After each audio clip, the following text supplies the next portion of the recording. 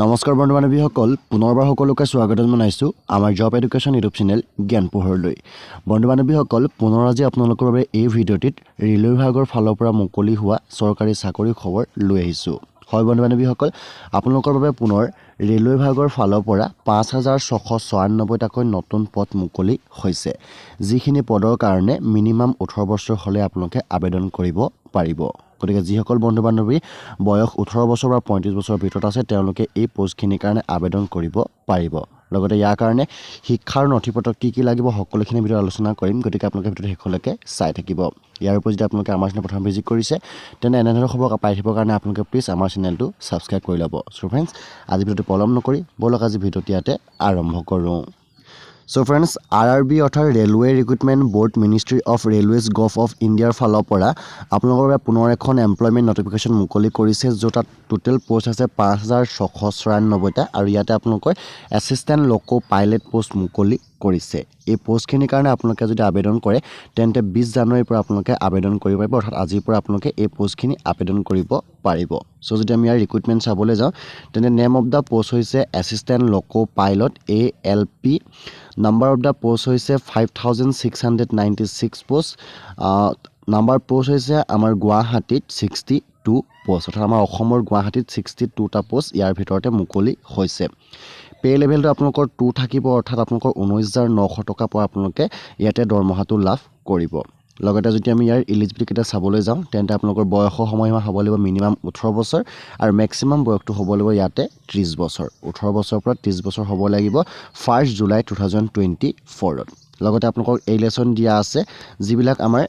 OBC এনসিল হয় তেওঁলোকক 3 বছৰ আৰু তেওঁলোকে 33 বছৰ বয়সলৈকে পাৰিব আৰু যিসকল SC আৰু ST হয় তেওঁলোকক 5 বছৰ দিছে তেওঁলোকে 35 বছৰ বয়সলৈকে আবেদন কৰিব পাৰিব তাৰ পিছতে ইয়াৰ শিক্ষাগত অৰ্হতা চাবলৈ গ'লে আপোনালোকে ইয়াতে প্ৰথম অপচনত আছে আপোনালোকৰ মেট্ৰিকুলেশ্যন পাছ কৰা হ'ব লাগিব লগতে SSLC প্লাছ ITI কৰা হ'ব লাগিব যিকোনো এটা ট্ৰেডত উল্লেখ কৰা fitter electrician instrument mechanic millwright maintenance mechanic radio' and TV electronics mechanic motor vehicle wireman tractor mechanic armature and coil winder mechanic diesel heat engine turner mechanics refrigeration and air conditioning mechanic এনেদৰে কৰা হ'ব বুলি আপোনালোকে আবেদন কৰিব পাৰিব বা আপোনালোকে মেট্ৰিকুলেশ্যন কৰা হ'ব লাগিব লগতে SSLC প্লাছ কোৰ্চ কৰা হ'ব লাগিব যিকোনো এখন এপ্ৰেন্টিছৰ ফালৰ পৰা লগতে 3 বছৰ ডিপ্লোমা যদি থাকে মেকানিকেল বা ইলেক্ট্ৰিকেল বা ইলেক্ট্ৰনিক্স বা অটোমোবাইল থাকে যদি ইঞ্জিনিয়াৰিং তেতিয়া আপোনালোকে এপ্লাই কৰিব পাৰিব বা যদি আপোনালোকে ITI কৰিছে যিকোনো ষ্ট্ৰীমত তেতিয়া আপোনালোকে আবেদন কৰিব পাৰিব তাৰ পিছতে ইয়াৰ যদি কেটেগৰী চাবলৈ যাওঁ তেতিয়া আপোনালোকৰ প্ৰথমতে আপোনালোকৰ ফিজিকেল হ'ব তাৰ পিছত আপোনালোকৰ মেডিকেল থাকিব ইয়াতে ষ্টেণ্ডাৰ্ড ৰিক্ৰুটমেণ্ট সো প্ৰথম মেডিকেল ষ্টেণ্ডাৰ্ড আপোনালোকৰ A1 থাকিব তাৰ পিছত আপোনালোকৰ ফিজিকেল থাকিব physically fit and all standard চাব নেক্সট আপোনালোকৰ ভিজন ষ্টেণ্ডাৰ্ডত আপোনালোকৰ চাব ডিষ্টেন্স ভিজন 6/6 6/7 এনেকৈ without glasses with fogging test must not accept plus 2D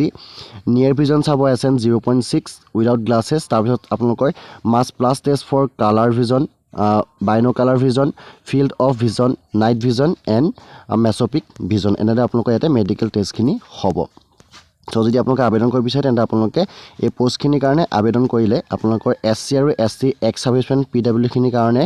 fees থাকিব 250 টকা আৰু বাকিবিলাকৰ কাৰণে ফিজ থাকিব আপোনালোকৰ ইয়াতে 500 টকা গতিকে যদি আপোনালোকে আবেদন কৰিব বিচাৰে যদি আপোনালোকে আমাৰ ডেসক্ৰিপশ্যন চেক কৰিব তাতে ইয়াৰ এপ্লাই লিংকটো আছে আপোনালোকে লিংকটোত ক্লিক কৰি ইয়াৰ মেইন পেজত গৈ আপোনালোকে আবেদন কৰিব পাৰিব